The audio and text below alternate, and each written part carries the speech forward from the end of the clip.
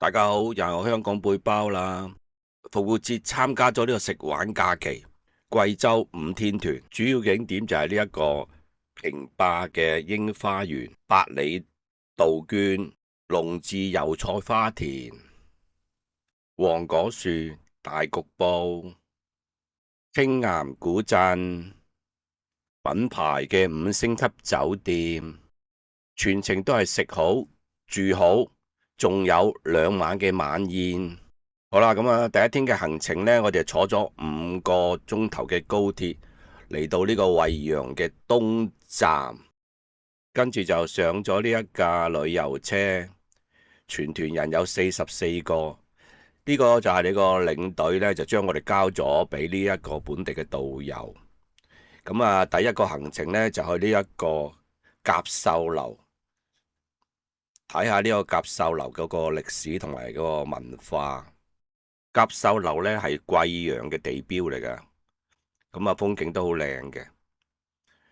咁啊去完呢個甲秀樓之後，就去食呢個酸菜魚。呢一間係一間好出名嘅食酸菜魚嘅酒樓啦。酒樓名稱咧就叫做老海里酸湯魚。咁食玩假期咧，仲安排咗一個歌舞表演。咁呢一餐咧就一路食一路睇表演。咁呢度呢，呢間酒樓呢，裝修得美輪美奐噶，係非常之靚噶，係一間5星級嘅酒樓嚟嘅。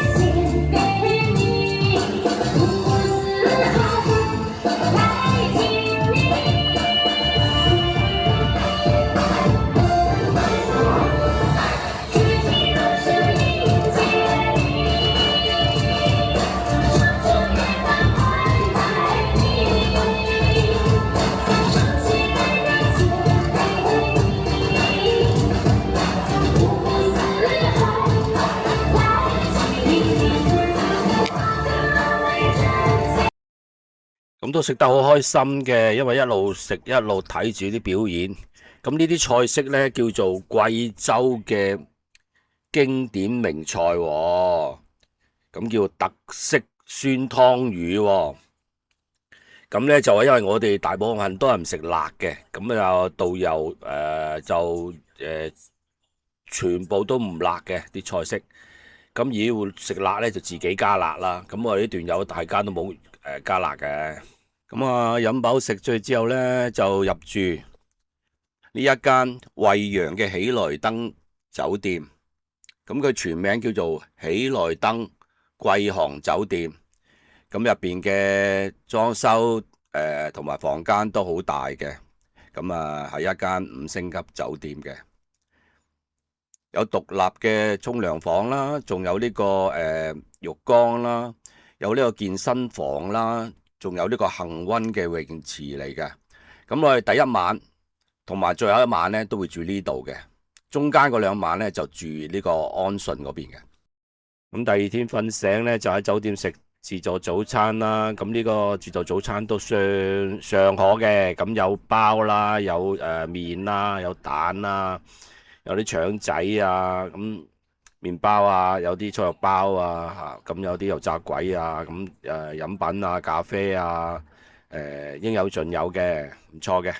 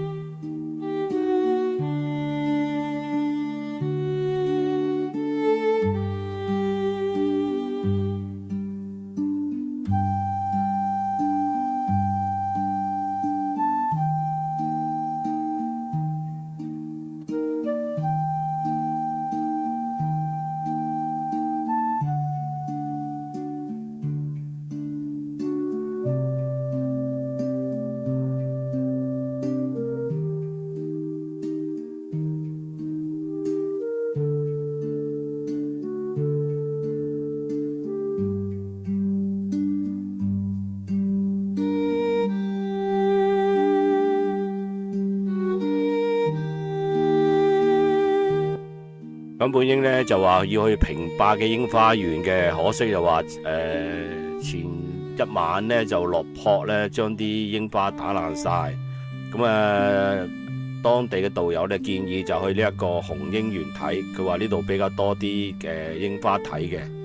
咁嚟到呢，其實啲櫻花呢都唔係開得咁燦爛嘅，其實有啲已經唔知係咪俾啲雨打爛啦，定啲冰雹，定係過咗時啦。咁而家佢話呢，呢啲已經係晚櫻嚟㗎啦，咁係比較遲啲開嘅櫻花咯。咁所以我拍咗一啲俾大家睇啦。咁同埋呢度呢，亦都有啲油菜花田㗎，咁我都拍咗俾大家睇睇嗰啲油菜花田。咁大家慢慢欣賞。咁我就用咗 AI 做咗一首歌，叫做《柔情似水》俾大家。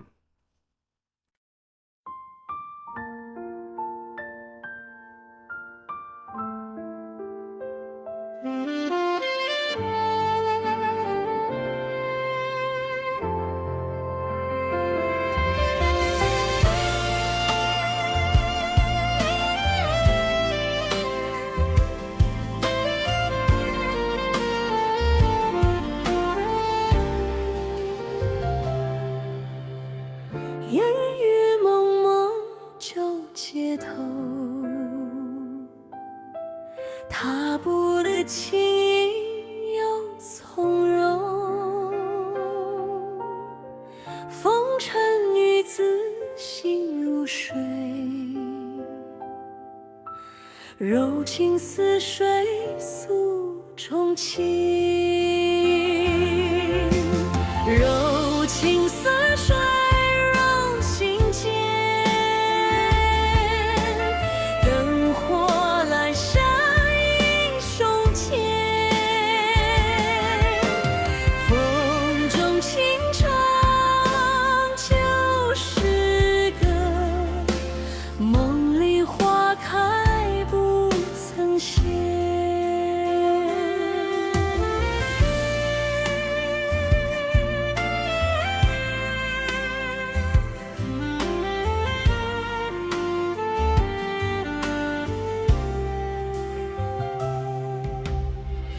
霓虹闪烁映裙素，往事如烟轻轻诉。她用笑容遮风雨，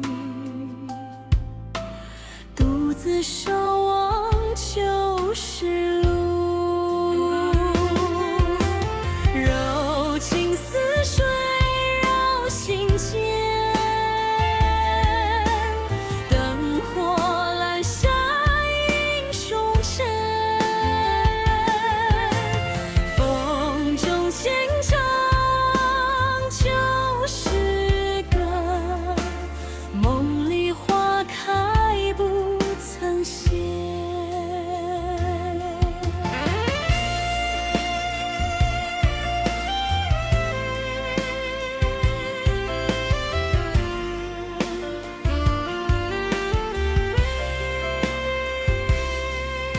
岁月流转，风轻拂，他藏笑意淡如水，温柔见证繁华落，心底柔情永不弃，柔情似水绕心间，灯火阑珊映说春，风中情长就是个梦里花开不曾谢。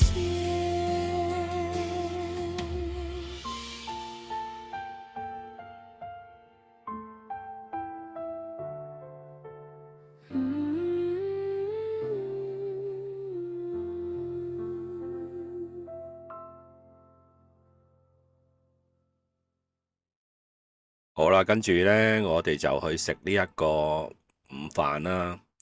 咁呢一個午飯嘅都有個名堂嘅，個名堂就叫做花開富貴風味餐。咁啲菜式嚟講，喺圍餐嚟講都算好噶啦。咁就大家粉絲覺得點啊？好唔好啊？咁留言俾我啊，或者表示下啲意見啦。我覺得好嘅。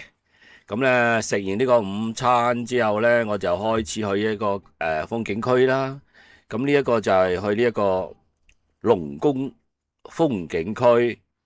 咁去完龍宮風景區咧，我哋就會去睇埋呢一個龍字油菜花田嘅。咁呢個地點咧喺呢個安順嘅地方嚟嘅，喺呢個惠陽安順嘅地方嚟噶。咁啲景色都好靚嘅。咁首先會嚟到嚟睇條局部啦，跟住咧就會坐電樓梯上去呢個龍宮嗰邊。咁龍宮嗰邊咧就係坐啲咁嘅船咧去遊覽嘅。咁啊入去咧其實係一個類似鐘乳洞咁啦，呢個龍宮嚇。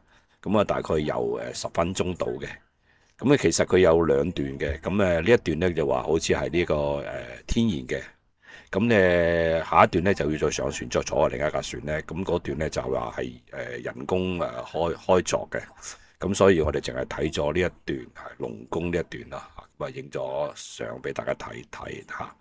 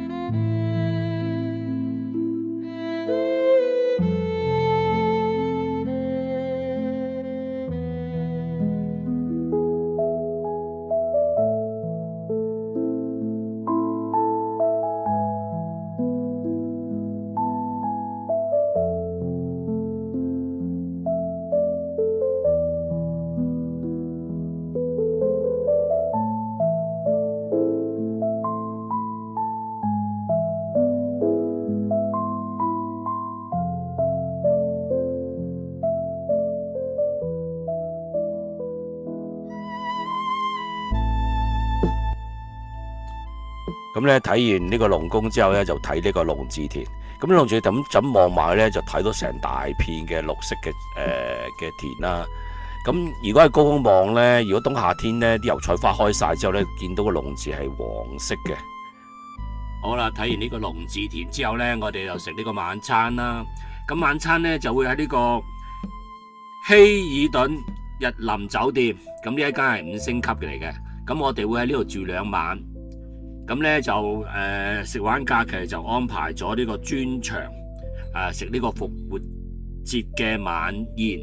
咁一路食一路會睇表演嘅，點樣菜式都非常之豐富嘅。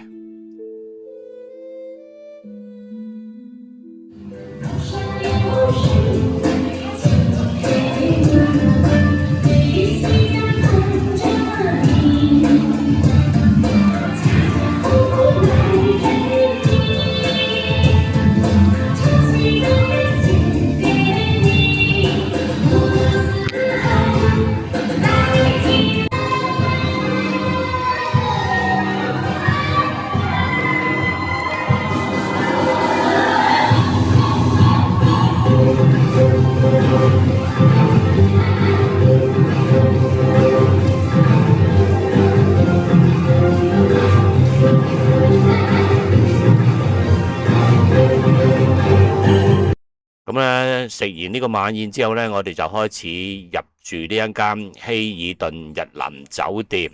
咁呢一間酒店呢，房間好大啦，好乾淨啦。咁啲有呢個浴缸啦，有呢個花灑啦。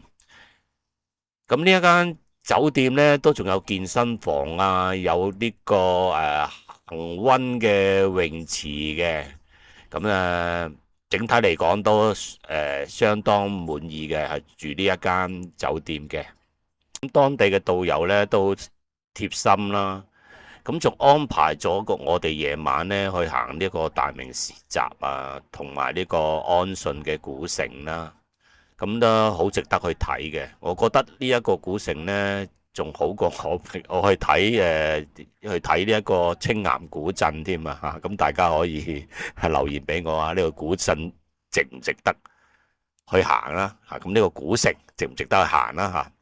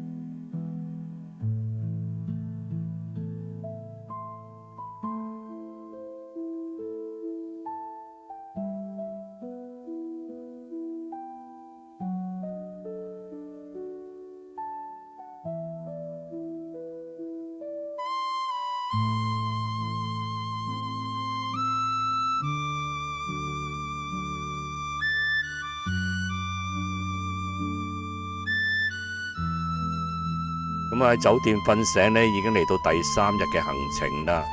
咁喺呢個酒店食呢個自助早餐啦，咁啲食物都豐富嘅，咁都唔錯嘅。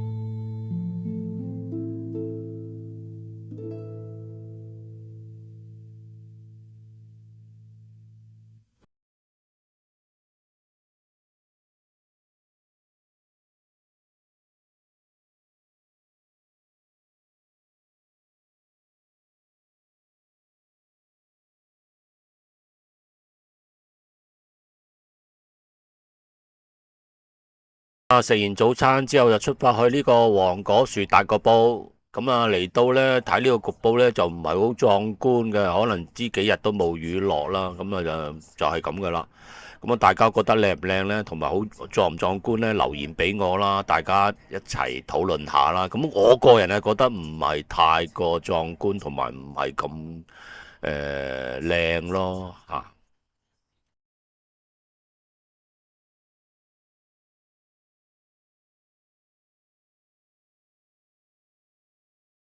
好啦，咁睇完呢個黃果樹大瀑布之後呢，咁就去食呢一個黃果樹嘅農家風味餐啦。咁啲菜式都唔錯嘅嚇。咁雖然係啲農家喺一個農村嘅地方啦，咁食啲農家菜，咁你見到啲菜式都相當之豐富啊。咁食完呢一個午餐之後呢，咁我哋就會去另一個景點啊。咁其實都喺呢個園區入邊嘅。咁睇完呢個黃果樹大瀑布之後呢，我就會睇一個叫做陶波塘嘅瀑布嘅。咁呢個陶波塘嘅瀑布呢係細啲嘅，咁但係就我覺得呢，睇上嚟呢係靚過呢個黃果樹大瀑布嘅，人都好多嘅嚇。咁都 OK 嘅，景色都靚嘅。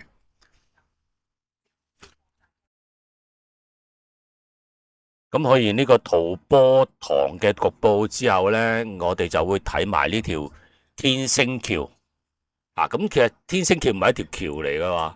咁聽導遊講呢，要喺上邊望落嚟，咁望到呢一級級嘅樓梯，咁就好似條橋咁噶。而家呢啲咁嘅樓梯呢，其實係由1月1號呢去到12月3號嘅，每一級呢都有個日子嘅。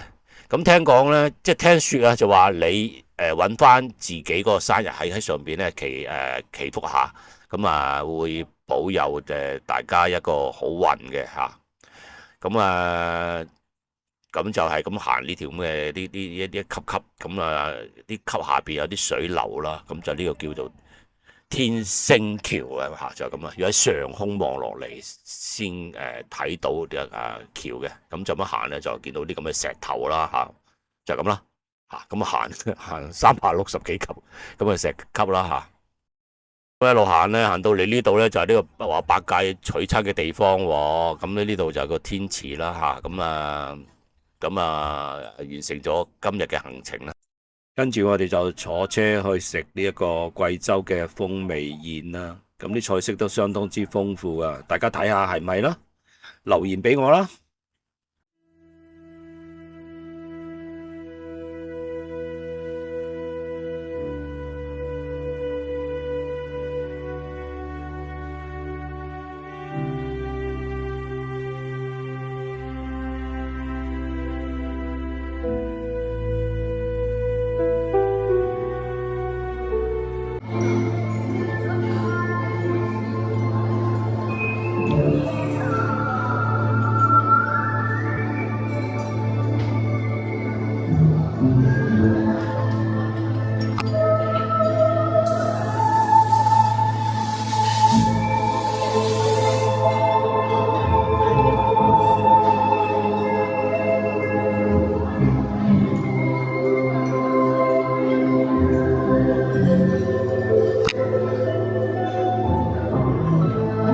開心嘅時間過得真係快啊！咁啊，今日呢，我哋喺酒店食完早餐呢，咁就嚟呢一個百里嘅杜鵑嘅風景區。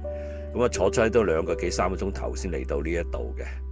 咁嚟到呢，見到啲杜鵑呢都長滿晒好多個山頭嘅。咁啊，你見到呢，一點點咁都係嗰啲咁嘅杜鵑啦嚇。咁啊近睇就係咁樣啦嚇。咁我覺得就唔係咁靚啦，呢個百里杜鵑園啦嚇。咁啊，大家你覺得點呢？值唔值得嚟呢？坐幾個鐘頭車嚟到呢度值唔值呢？咁大家評論下呢一個景區啊！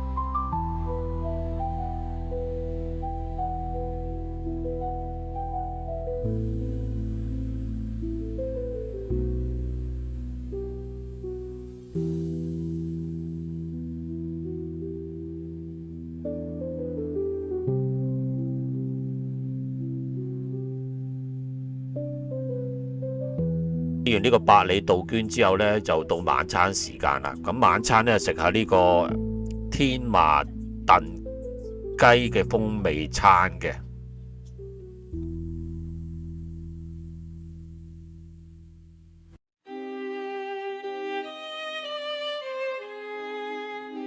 咁咧食完呢個晚餐之後呢，我就行下呢個青雲步行街。咁啊，順便青雲睇埋呢個青雲市集嘅。